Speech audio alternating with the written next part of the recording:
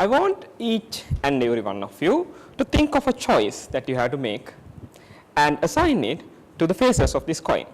For example, one can say, I will buy a car if it is heads, and I will save the money for posterity if it is tails. Done? Toastmaster, my dear Toastmasters, life is a series of choices. I decided to do this speech today. You decided to sit there and listen to me. Right now, you might have decided to do something more interesting, like riding a purple unicorn in the Never Ever Land. Nevertheless, it's a choice. We make a huge, let's say, a mess out of these choices. But are we looking at them in the right light? First of all, we categorize them as big and small. Should I buy a car or a plot of land would be a big choice. Should I wear red or blue would be a small choice. We do not give much mind to these small choices because we assume that these small choices would give us small results. But not all small choices would give small results. Some small choices might pave way to other big and small choices so that it would change the course of history. Now I know what you are thinking. You might be thinking, hey, I ate bread and butter this morning. I did not hear a tear in the fabric of the universe. That may be true. But let us rewind time and move to 1908 and to Vienna, the capital of art and music. Enter the Vienna Academy of Fine Arts and stand by the table of the professor with a pile of student portfolios. He would take the portfolio, look at it, and decide whether to accept that student or reject. Accepted, rejected, rejected, accepted. A complex task, no doubt, but as a choice, simple and mundane.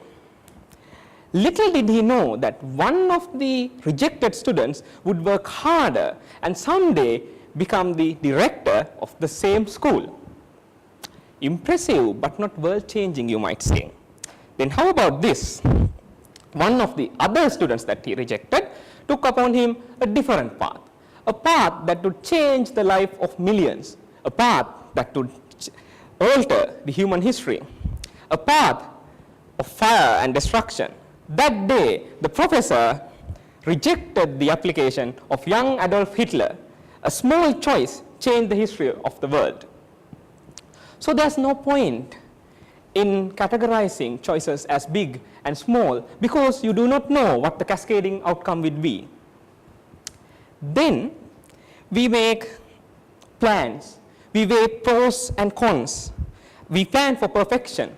But sometimes these plans go wrong. How many of you are familiar with Robert Burns's poem, To a Mouse? The story goes as this. Robert Burns was plowing his field. Suddenly, a small nest of a mouse was broken by his equipment. It was obvious that the mouse, seeing that winter is coming and Burns's field was unused for a while, thought that it is best to make a nest there. But now the nest is broken and all the plans and foresight in vain. Burns tells a mouse, best laid schemes of mice and men often go awry. Leave us nothing with grief and pain for the promised joy. In simpler words, it means even though you plan for perfection, your plans might still go horribly, horribly wrong. I guess the people in the house might agree with their own experience. Now, to look at this in a different light, what is a choice? Is there a thing called making a choice? No, I am not going mad. Guy Debroyd said, behind the mask of perfect choice, different forms of the same alienation confront each other. Again, in simpler words, this means even though you think that you are making a choice, it is just the same thing with minor variances. So even though you pick one over the other, you might still end up at the same point.